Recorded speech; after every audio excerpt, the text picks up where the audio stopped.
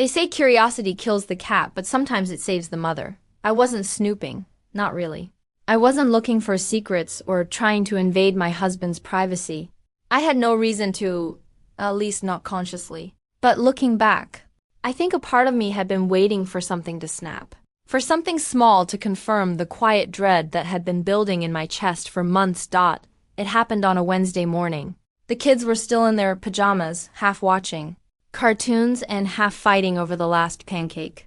The house was warm with the smell of syrup and noise-normal chaos, the kind that usually brings me peace. My husband Jonathan was upstairs taking a call in his office. He'd been working from home more lately, always busy, always.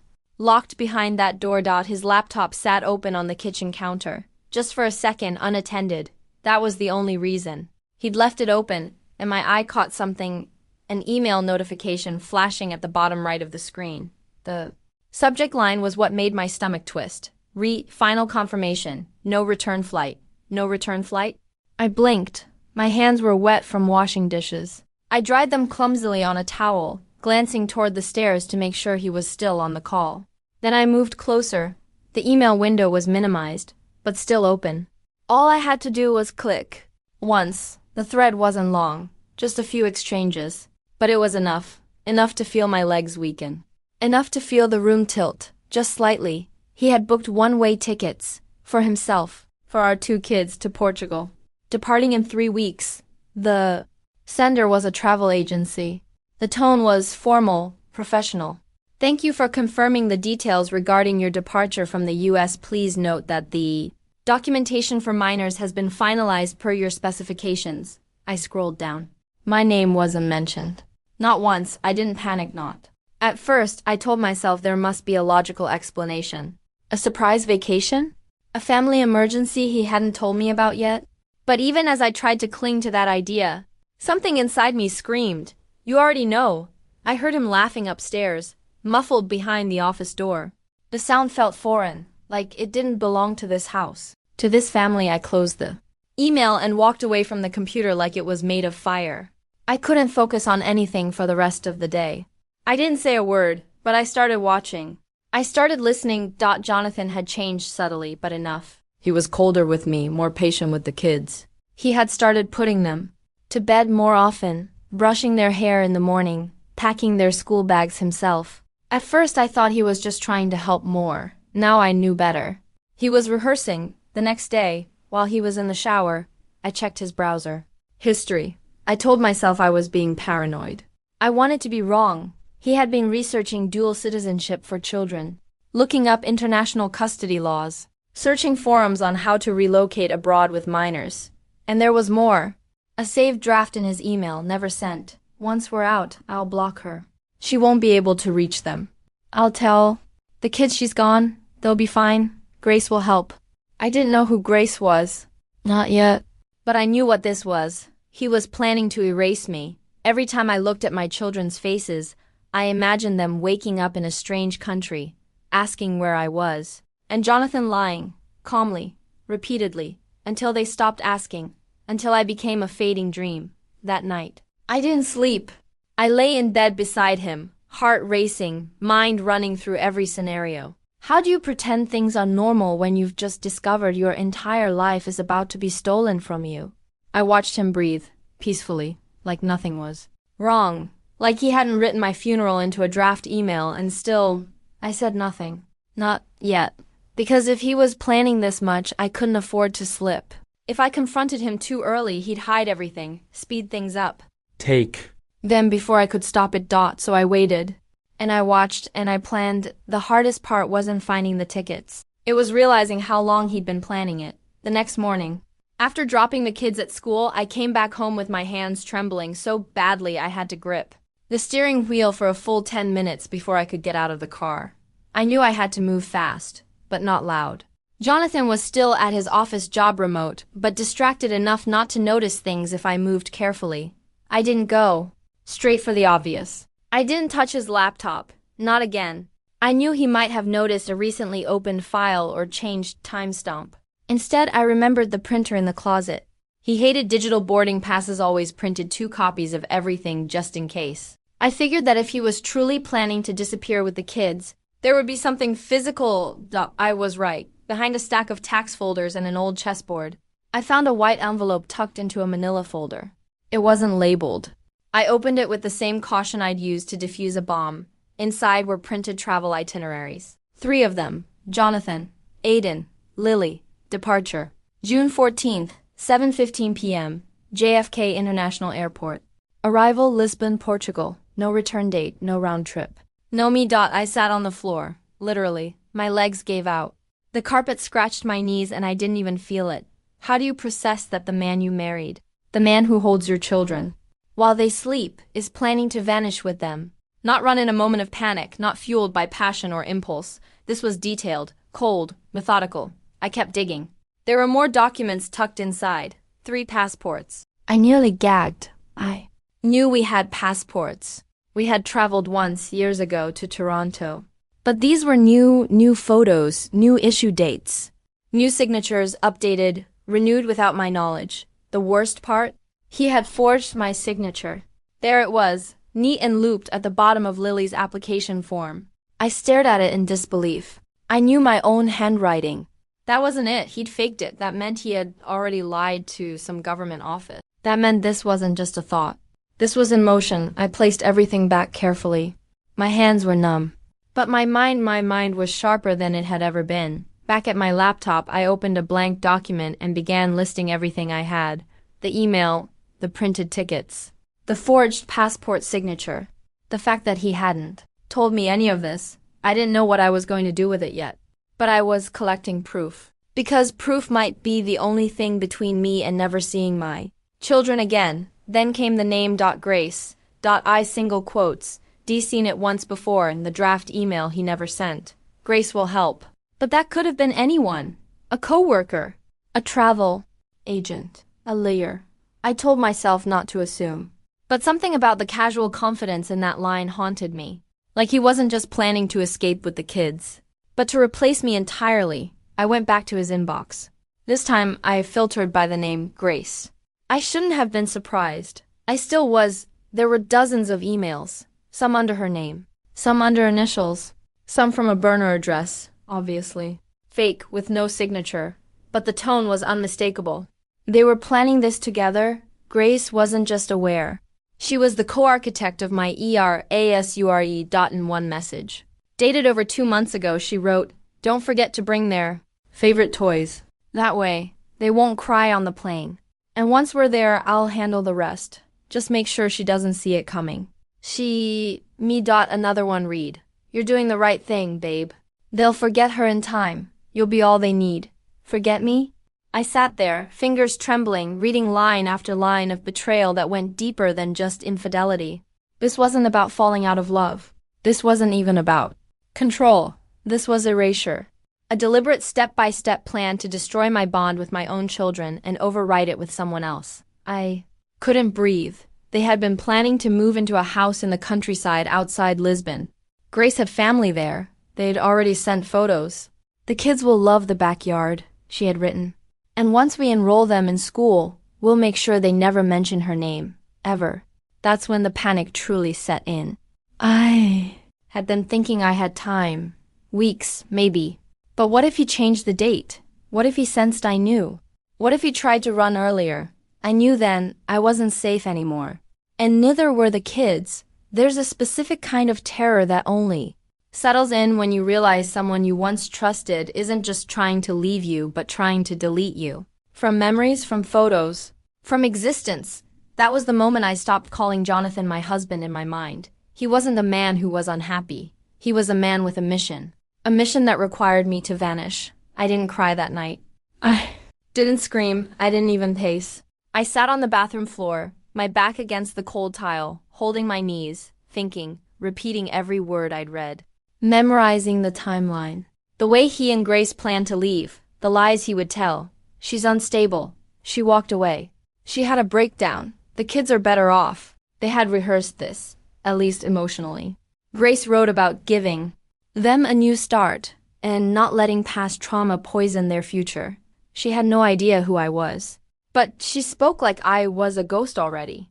Like I was a dark stain they needed to scrub out. Jonathan fed her that image. He fed himself that image. In one of the messages, I found a voice note. I didn't want to hear it, but I had to. For proof, for court. For myself. It was Jonathan's voice, low and steady, saying, "They don't need her. Stephanie's broken. She cries when they're not looking. She's angry for no reason. She shuts down when I ask what's wrong. Grace, I swear, it's like she's not even here anymore. And the worst part? That was true. I was broken. I was angry. I was shutting down. Because I'd been living with someone who looked at me like I was a cracked mirror and called it love. I had been disappearing in front of my own reflection. And he used that to justify making the erasure complete. He was counting on my silence, on my confusion, on the fatigue that comes from years of slowly being made to feel irrelevant. And now, he had a plan to make that internal collapse a permanent, external reality. Move to Portugal. Claim full custody by default. Lie to the authorities. Present forged documents if necessary. Say she's unfit, say she ran. I'd be too far away. I'd have no legal ground in another country. He'd win by distance and deceit. He wasn't even planning to fight. He was planning to skip the fight altogether. And the kids, oh God, the kids, they didn't know. They were too young. Aiden was 7. Lily had just turned 5. They didn't know about courts or passports or plans made behind locked doors. They knew cereal in the morning and stories at bedtime.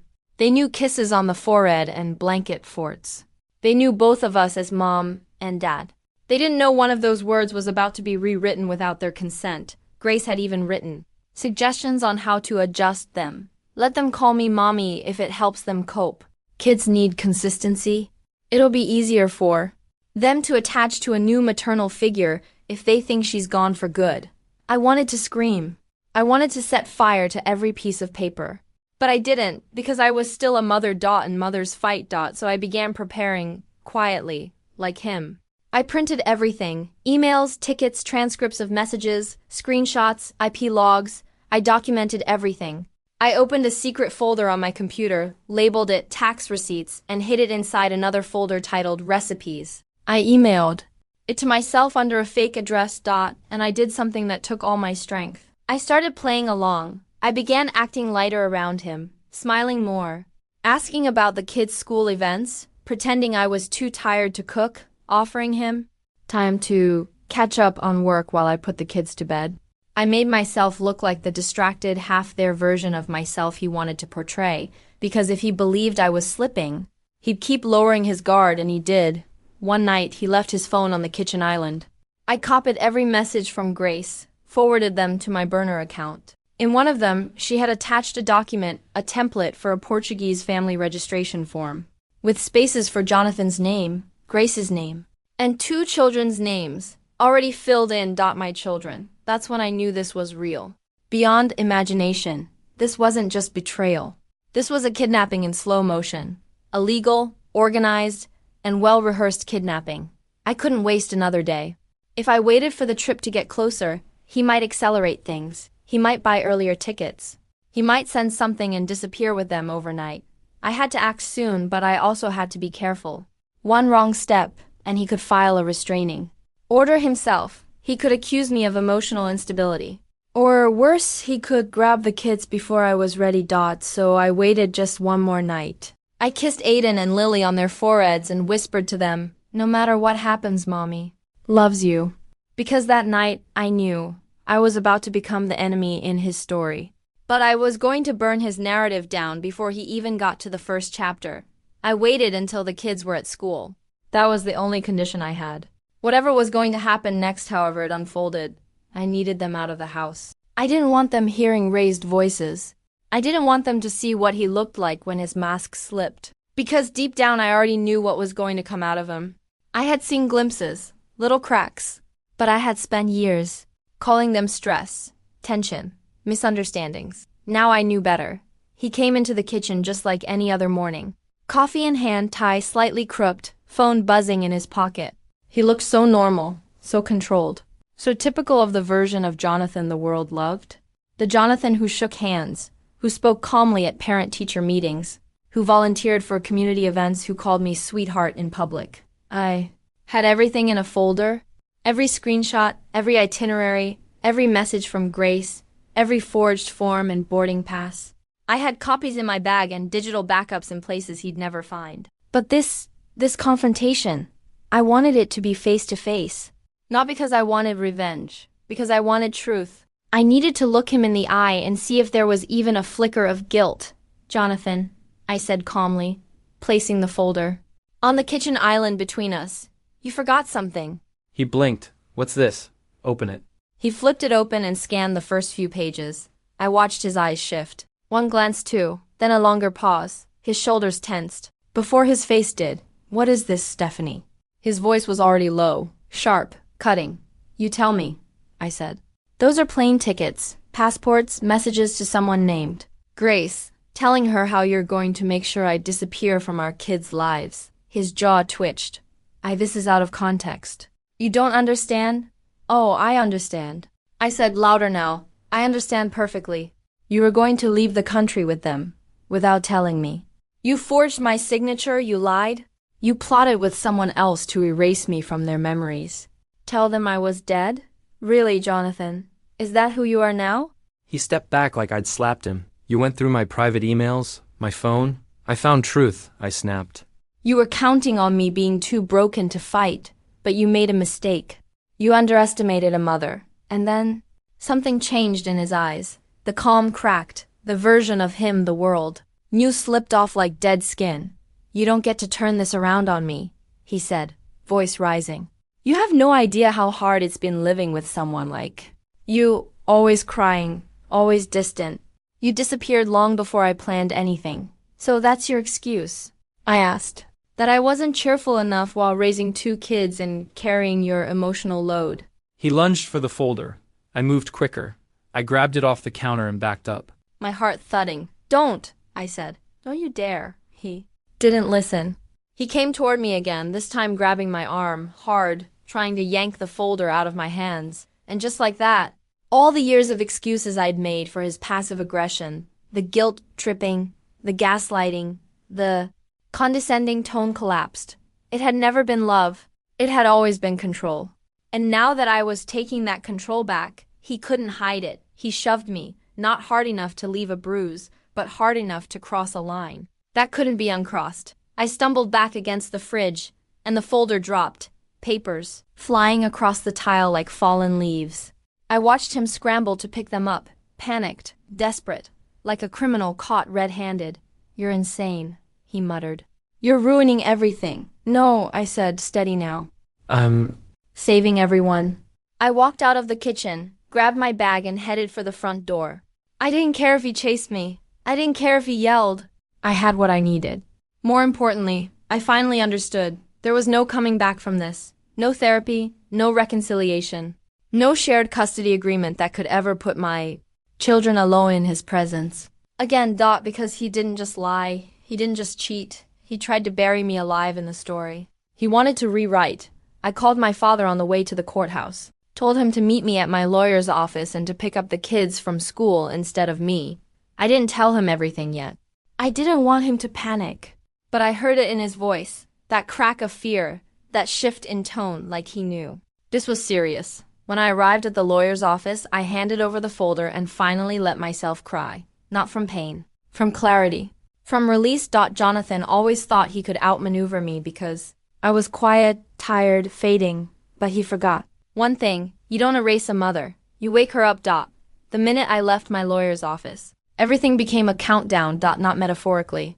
Literally, because in his plan, his beautifully organized, criminally rehearsed plan, Jonathan had booked those tickets for the following weekend. That gave me 5 days. 5 days to undo a betrayal that had been building for months. 5 days to stop a man who wasn't just running from a marriage, but from the law, from decency, from the very idea that I still mattered. And my children, my babies, were still sleeping in his house, still watching cartoons on the couch, still waiting for goodnight kisses from a father who had every intention of vanishing with them. I couldn't let them spend another night in that place, but I also couldn't just storm in and take them. I had to be smart. He had rights. He hadn't been served yet. If I acted impulsively, if I made one wrong move, he could flip the story again. Say I was the unstable one, say I kidnapped them, and the truth. The truth would drown under the weight of her word against his. So I went home. I picked up the kids like I always did. I smiled. I let Lily show me the glittery art project she made and listened while Aiden told me his new soccer stats. I made them dinner. I read bedtime stories. I kissed their foreheads with the kind of tremble you can only understand when your soul knows. It's about to be tested. Then, when they were asleep, I texted my dad. 3 words. Tomorrow. It starts. The next morning, before the sun even touched the curtains, I packed everything. Just the essentials. Their favorite pajamas. Aiden's dragon toy. Lily's worn-out storybook. Toothbrushes. School clothes. Snacks. I left behind anything that could be replaced and clung to what couldn't. Proof. The folder. My phone with backups. The burner USB with everything digitized Jonathan had left early that day for work. Or maybe to finalize his escape. I didn't care. I loaded the kids into the car before breakfast and told them we were going to Grandpa's for the weekend. They were thrilled. They loved my parents' place. It had a backyard and a trampoline and that kind of warmth that had been missing from our own home for a long time. But I was on a mission. Not a getaway. By 10 a.m., we were at the courthouse filing for an emergency protection order. My lawyer had already submitted a motion for temporary sole custody. We had evidence, timelines, messages, intent. It was enough to raise flags. Enough to stall the plan, but it wasn't enough to make me breathe easy, because now Jonathan knew something was off. He texted around noon. Where are the kids? Then, why isn't your phone on? Then, I'm calling the police if you don't answer. I ignored all of it. My lawyer told me to stay quiet until the order was granted. Let the court speak for me. But that silence nearly tore me apart. Not because I wanted to answer him, but because I knew the rage brewing on the other side of those messages. By 2 p.m. The emergency hearing began. The judge was stern, quiet, and extremely direct. He flipped through our documents with furrowed brows. My lawyer walked him through every page, every screenshot, every passport. We played the audio clip. We read the messages aloud. I sat there, heart in my throat, trying to keep my voice steady while saying out loud that the man I married was planning to erase me. Then the judge looked at me. Moment. Everything slowed. He asked only one question. Do you believe? Your children are in immediate danger if returned to the custody of your husband? I didn't hesitate. Yes, I said. He doesn't see them as people. He sees them as possessions, leverage, a new beginning with someone else. He's not just trying to leave. He's trying to rewrite who their mother is. I can't let that happen. He nodded. He signed the order. I walked out of that courtroom with a piece of paper that said, in legal terms, what my heart had been screaming for weeks. You are not crazy. You are not overreacting. You are not weak. You are a mother protecting her children. My father picked us up. He took us straight to his house. My mom had already made the beds, stocked the fridge, and found a lawyer for herself just in case. That's the kind of family I come from. Quiet fighters. No theatrics, just action. We locked the doors. We blocked Jonathan's number. My lawyer filed the order with the police department. We notified the school. Every angle covered. Every hole filled. And yet, I didn't sleep that night because I knew this wasn't the end. Men like Jonathan don't let go quietly. He wasn't going to disappear. He was going to explode. And when he did, I needed to be ready. Not for me. For Aiden, for Lily, for every woman who ever got told she was being dramatic, emotional, crazy, overreacting. Because this time, I had proof and I had everything to lose. The court order gave me a temporary sense of control, but it was paper. And paper doesn't stop someone like Jonathan, not when his ego's been bruised. Not when his perfect image is threatened. I knew the real war hadn't even started.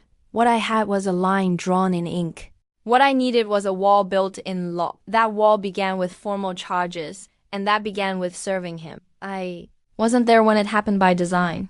My lawyer arranged for the sheriff's office to deliver the notice directly to his workplace, right after lunch, in the most public, humiliating way possible. I didn't request that out of spite. I requested it out of strategy. Jonathan thrived in closed-door manipulation, in whispers, not confrontations. He was a man who prided himself on his charm and control.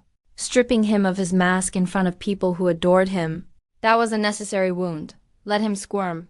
Let him answer questions he wasn't prepared for. He called me 4 minutes after. Being served? I didn't answer, then came the texts. 1. By 1. Like clockwork. Really? Court? This is how you treat the father of your kids. You're going to regret this. I was trying to fix our lives. You're insane. You've always been unstable. You'll never win. And Finally, you just declared war. Each one of those messages was forwarded to my lawyer, time-stamped and logged.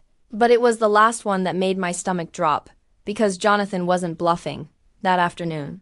He showed up at my old house. He used his keys. The locks hadn't been changed yet. Thank God I wasn't there. But the neighbors saw him pacing the living room, smashing a photo frame our wedding picture, and then storming back out. he was unraveling fast. I called the police. I made a report.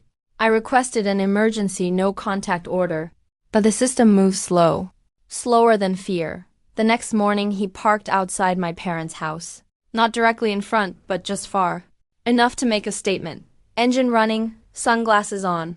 Watching. I saw him through the blinds. I didn't let the kids see. I made up an excuse, said Grandpa was taking them to school that day. They didn't ask why he stayed for an hour, didn't get out of the car, didn't knock. Just watch when he drove off. I felt like I'd been holding my breath for weeks. We filed a motion to escalate the protective order to a full restraining order. At the hearing 3 days later, the judge asked why I believed he posed an ongoing threat. I didn't need to explain with fear in my voice. I brought the messages. I brought the police report. I brought a printed image of his car parked outside with the timestamp from our security camera. But more than that, I brought my voice. Firm, steady, clear. This isn't just about me, I told the judge. It's about my children. He was planning to abduct them, to fly them across the world. He told another woman he would pretend I was dead, that he'd cut off contact and leave me grieving children who thought I abandoned them. And now he's stalking me. He's angry. He got caught. And men like him get dangerous when the story slips out of their hands. The judge granted the restraining order, 6 months minimum. No contact, no physical proximity, no messaging, no social media interaction. Violations would be criminally prosecuted, but Jonathan wasn't done. Later that evening, I received a voicemail from a number I didn't recognize. It was his voice. Soft. Controlled. Manipulative. Stephanie. I just want to talk, not as enemies, as parents. You're not thinking clearly. The courts will listen to reason. Let's not make this messier than it needs to be, please. I sent it straight to my lawyer and blocked the number. The next day, he tried again, this time through a mutual friend. A man from his work who texted me saying, "Hey, Jonathan's really broken up about this. He wants to know if you'd consider mediation." Mediation. After months of deceit, after plane tickets and fake signatures and lies about my death, I told the friend that if he ever contacted me again on Jonathan's behalf, he'd be subpoenaed. He never replied. The storm didn't come in one wave, it came in fragments. Stalking, calls, attempts to reframe the narrative. On social media, he began posting vague, cryptic messages about parental alienation and mothers who poison their kids. I documented everything. What he didn't know was that my lawyer had already filed for a formal hearing to present the evidence in full before a family court judge. Not just for a restraining order, but for full custody, permanently, irrevocably. That hearing was approaching. Fast. Jonathan could feel it too. That's when the calls turned desperate. 15 in one night. From different numbers. Burner phones, friends, even Grace. Yes, Grace. She sent me a message on Facebook. I didn't know he was still married, she wrote. He said you'd left. That you didn't want to be in their lives. I'm so sorry. I didn't respond. I forwarded it. The truth was catching up with him. The web he spun was unraveling. And for the first time in years, he was the one running. Scared. I didn't sleep that night. My phone lay face down on the nightstand. But its vibrations kept shaking the wood like distant thunder, relentless, low, inevitable. 15 missed calls. All from unknown numbers. All in the span of 2 hours. He wasn't hiding anymore. He was escalating. Each buzz made my chest tighten. And even though I knew I shouldn't, I checked the call log. Some numbers had voicemails attached. I didn't listen to them. I couldn't. I forwarded everything to my lawyer and then powered off the phone, but the silence that followed wasn't peaceful. It was the kind of silence that hums like static in your bones. The kind that makes your skin crawl even when everything is still. Because when you know someone like Jonathan, truly know them, you understand that. Silence isn't retreat. It's build up. The next morning started like most had that week, anxious, measured, cautious. I had moved into my parents' house full time. With the kids, we tried to create a routine. My mom would make pancakes. My dad would drive them to school. I'd sit at the dining room table, staring at my planner like I had something useful to write in it. But the truth was, our lives had been paused. Frozen in this strange limbo between fear and hope. That morning I opened my phone again, expecting more missed calls. But there was only one new message from the school. A reminder about Lily's class project, something ordinary. Something that briefly fooled me into thinking life was settling. I was halfway through my coffee when my mom called from the hallway. "Steph, he's here." My heart stopped. I didn't ask who. I didn't need to. I walked to the window slowly, almost stupidly calm, and there he was, Jonathan. Standing outside the front gate on the sidewalk. Not pacing this time. Not sitting. In a car. He was just there, arms crossed, face pale with rage. And then he started shouting, "Stephanie!" My name tore through the morning like a gunshot. The kids weren't home. Thank God. They were already at school. But my parents were here, and suddenly I felt 12 years old again, helpless, small. Shaking in my shoes. My dad was already on the phone with the police. Jonathan kept shouting, "You stole them. You think this is over? This is my family." I wanted to scream back, to tell him he gave up that right the moment he planned to kidnap our children. The moment he typed out that vile sentence. "I'll tell the kids she's dead." But I didn't give him that satisfaction. I didn't move from the window. He saw me. His eyes locked with mine, and something shifted in his face, like he realized, maybe for the first time, that the old Stephanie wasn't going to come out and beg or cry or fold. That the woman inside the house wasn't the one he used to control. That the performance was over. And the audience had left the theater. So he snapped. He reached into his coat pocket and pulled out a thick envelope. He threw it over the gate. It hit the grass and scattered open. Documents, photos, old letters. Things he must have collected over time. Our marriage certificate, birthday cards, drawings the kids had made, court papers with his annotations. All of it thrown like garbage. Then he kicked the gate. That's when I saw my dad step outside. Calm, firm, no yelling. He just stood between Jonathan and the gate, phone still pressed to his ear. "Police are on their way," he said. Jonathan's voice dropped, but the rage was still there. He leaned in close, just beyond reach, and said through clenched teeth, "You don't get to rewrite this, old man. She's lying. You'll all see." Then he turned and walked away. No car. Just walked down the street like he hadn't just staged a meltdown outside a home full of witnesses. 10 minutes later, the police arrived. I gave them everything. The call logs, the text screenshots, the voicemail transcripts, the printed restraining order. They took photos of the documents Jonathan had thrown. My mom handed over the security footage. And then they told me what I already feared. "Ma'am, he hasn't violated the distance clause by the letter. But we'll file an incident report. If he shows up again, call us immediately." So now I had an incident report to add to the pile. A growing mountain of proof that still felt like sand in my hands. Because the truth is, when someone wants to intimidate you without touching you, the system only catches up after the damage is done. Jonathan knew how to dance right at the edge of that line. Knew how to make threats sound like concern. How to turn court evidence into emotional manipulation. But he also underestimated me that night. I sat down with my lawyer and my parents and made a decision. I wasn't just going to respond anymore. I was going to proactively destroy any legal loophole he could try to crawl through. We filed an urgent request to modify the restraining order to include visual and verbal harassment, third-party contact, and proximity to family members. We included footage, timestamps, witness accounts. I wasn't waiting anymore. He had screamed once. He'd never scream again. The next few days were quiet, but not in the way that brings peace. It was the kind of quiet that makes you suspicious. Of every little sound that turns doorbell chimes into alarms and shadows on the driveway into warnings. Jonathan had vanished again. Not a word, not a sighting, not a call, and that terrified me more than the screaming, because when he was loud, I could track him. When he was quiet, I knew he was planning. I sat in my parents' kitchen one night, long after everyone had gone to bed, rereading every document we had filed. I kept thinking there had to be something else, something I'd missed. A part of me still hoped, irrationally, that this was just a one-time explosion, that Jonathan had lost control in the moment and would come to his senses. But another part of me, a stronger and colder part, knew better. People like Jonathan don't change. They adapt. That's when I remembered something. Years ago, before we had kids, Jonathan had told me about an ex-girlfriend who turned on him out of nowhere. He'd painted her as unstable, manipulative, jealous. Said she? Made up stories about him to gain sympathy.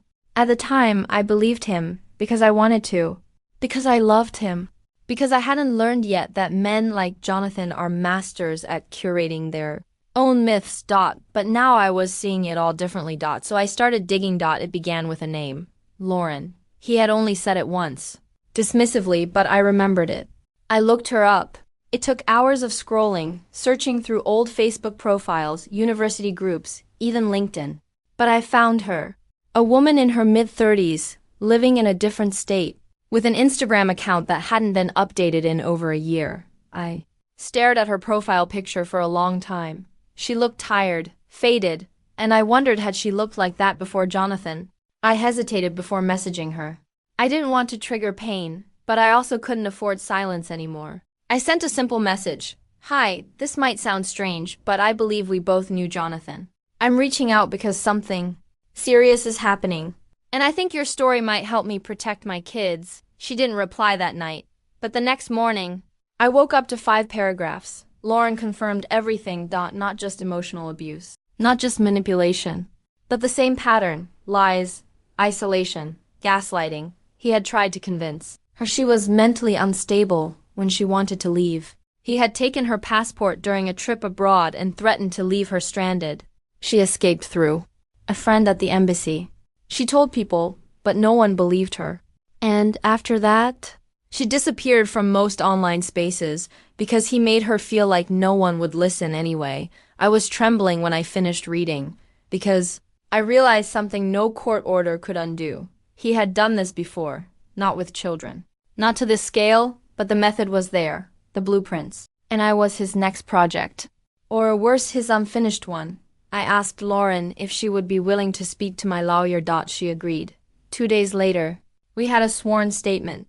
My lawyer submitted it to the court as supplemental evidence in the custody case. We also found another woman, Marissa, who had been with Jonathan briefly before me. She didn't want to get involved at first, but when she heard what he planned with the kids, she broke down. She had nothing to gain, no reason to lie. But she too had stories, emails, screenshots, pieces of a larger truth we were building. A case not just of recent danger, but of long-term pattern. A pattern the court could no longer ignore. When my lawyer showed all this to the family court judge, his expression changed. He didn't say much, but you could tell this wasn't just another domestic dispute to him anymore. This was becoming something else. Something urgent. Jonathan, of course, tried to fight back. He filed a petition to dismiss Lauren's statement, calling it irrelevant hearsay. He claimed I had coached her, that I had started a smear campaign because I couldn't handle rejection. His attorney, a smug man with slick hair and cold eyes, argued that bringing up Jonathan's past relationships was immaterial, but the judge disagreed. He admitted Lauren's statement, admitted Marissa's, admitted Jonathan's history of controlling behavior. And just like that, the narrative shifted. No longer was I the desperate wife, trying to ruin a good man. No longer was Jonathan the confused husband fighting for his kids. Now, He was something far more dangerous, a man with a documented history of manipulation and coercion. A man with the means and motive to abduct children. A man who had spent years perfecting a mask and who now finally had it peeled away in public. And even as this unfolded, I still felt hollow, because I kept thinking of the first time I saw a red flag and ignored it. The time he called me overdramatic for crying when he canceled Lily's birthday plans. The time he told me I needed to dress better so he wouldn't be embarrassed. The time he jokingly said, "You'd be lost without me." And I laughed because it seemed easier than arguing. Now I realized every moment like that was a breadcrumb, a trail leading straight to this. But I wasn't lost anymore. I wasn't alone. And I wasn't going to stop. Not until every part of his history, every woman, every lie, every silent scream was laid bare. Before the court. Because justice doesn't start in a courtroom. It starts with being believed. And finally, the day of the trial arrived with a strange kind of stillness. The kind that comes before a storm, not chaos, but pressure. The kind that presses down on your chest when you're trying to breathe normally. When you know the next 24 hours might change everything. I woke before the sun, barely slept, and watched the light slowly push through the curtains while my mind played every version of what could go wrong. I didn't eat. Couldn't. My stomach was a knot of acid and fear. My parents dressed in silence. My mother offered to fix my hair like she used to before school plays or big interviews, but I declined. There was no part of me that wanted to look composed. I didn't want to fake calm anymore. I wanted the court to see the toll, the exhaustion, the rage. The courthouse was colder than I remembered. We walked in through the back entrance for security reasons. The judge had approved protective measures in case Jonathan showed up early, erratic, or tried anything desperate. I was ushered into a private waiting room where my lawyer met me, clutching a folder thick with printed evidence. He gave me a look, not pity, not fear, respect, readiness. He had seen the full case file. He knew what we were carrying into that courtroom. The hearing room wasn't huge. Just enough seats for both legal teams, a few observers, and the judge. The air smelled of paper and old wood and something sterile, like truth had been cleaned too many times in here. I sat down at the front bench. My fingers trembled. Then the door opened, and Jonathan walked in. He looked clean, shaved, expensive suit. But thinner, his eyes were sunken. He tried to meet my gaze, but I didn't give him the chance. His lawyer whispered something into his ear, and Jonathan nodded without emotion. There were no more performances to be had. Not today. The judge entered and began with the formalities, but I barely registered the words. All I could hear was my heartbeat pounding in my ears. All I could feel was the weight of everything riding on this. My children's safety, my dignity, my future. Then came the testimonies. My lawyer went first. He outlined the sequence, the plane tickets, the text messages to Grace, the fake narrative he planned to feed the kids. He submitted printed screenshots, photos, sworn statements from Lauren and Marissa, the call logs, the incident outside my parents' house. Every piece layered one over the other, like a puzzle being solved in reverse, tracing the crime not from its result, but from its intent. Jonathan's lawyer objected constantly. Hearsay, speculative, not relevant to current custody. But the judge overruled most of it. He had read the evidence. Then it was my turn. I stood. And for the first few seconds, I couldn't speak, not because I didn't know what to say, but because I suddenly remembered everything all at once. Every lie Jonathan ever told me. Every time I looked the other way. Every night I cried in a bathroom so my kids wouldn't hear. Every warning I silenced in my own gut. I looked at the judge, at the attorneys, and then for the first time I turned to Jonathan. And I spoke. I'm not here today because of a failed marriage. I'm here because I nearly lost my children. I'm here because the man I trusted with our family made plans to erase me. I'm here because I was never meant to find the tickets. Because I was never supposed to read the message that said, "I'll tell the kids she's dead." Gasps rippled in the room. I continued. I'm here because this isn't just emotional abuse. It's not just manipulation. This was a premeditated attempt to sever a mother from her children's lives and convince them she no longer existed. Silence followed. Then the judge asked the court officer to bring in the children. I hadn't seen Lily and Caleb since the morning. A court-appointed child advocate had been spending time with them, helping prepare them emotionally for today. I was terrified of what might happen if they would be scared, confused, or worse. If they still believed in him, they walked in hand. Lily wore a pale blue dress. Caleb, a little blazer that swallowed his arms. They looked so small, so impossibly young to carry such heavy truths. They were seated at the front, not far from me, but facing the judge. The officer asked if they would speak. Lily nodded. She didn't cry. She didn't fidget. She just said, "Daddy told me we were going on a trip. But he said not to tell Mommy. And when I asked why, he said, because she wouldn't understand." The judge asked gently what she thought of that. She looked down at her shoes. Then she whispered, "It felt like lying." Caleb didn't speak. He just looked at his father for a long time, then looked away. The gesture said more than any words could, and that was the moment. I knew, not just that we would win, but that my children had seen the truth for themselves. Jonathan didn't cry. He didn't yell, he didn't even flinch. His face remained passive. But his fingers tightened on the edge of the table. His jaw flexed. And I knew, deep inside, that the only thing holding him together was the thin thread of image. That thread snapped when the judge delivered the verdict. Full custody awarded to me. Supervised visitation indefinitely suspended. Restraining order extended and expanded to cover all direct and indirect contact. Jonathan stood up abruptly, knocking over his chair. He turned to his lawyer, then back at me. His lips moved, but no words came out. And then, for the first time in years, he looked powerless. Because he didn't scream, he didn't lunge. He just walked out silent, and my children watched him go, no tears. No questions. Just silence. People kept saying how strong I was after the verdict. They said it at the courthouse, at the grocery store, at the first parent-teacher conference I attended alone. You're so brave. You're an inspiration. I don't know how you did it. I nodded. I smiled. I thanked them. But inside, I didn't feel strong. I didn't feel like a hero. I didn't even feel relieved, not right away. I just felt tired. Because fighting for your children should never feel like a war.